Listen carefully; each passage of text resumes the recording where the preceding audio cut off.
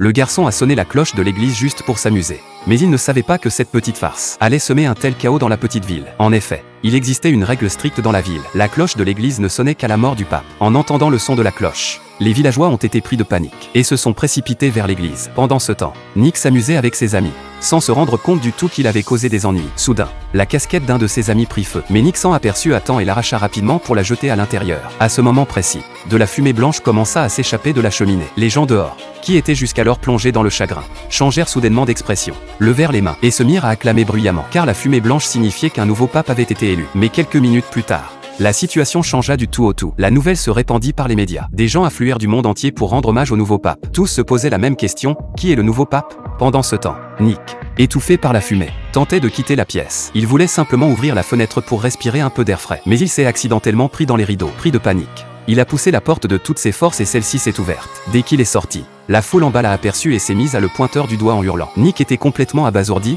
des milliers de personnes l'acclamaient. Et les vêtements qu'il portait étaient exactement les mêmes que ceux du pape. C'est alors que Nick a réalisé qu'il était devenu, par hasard, le nouveau pape.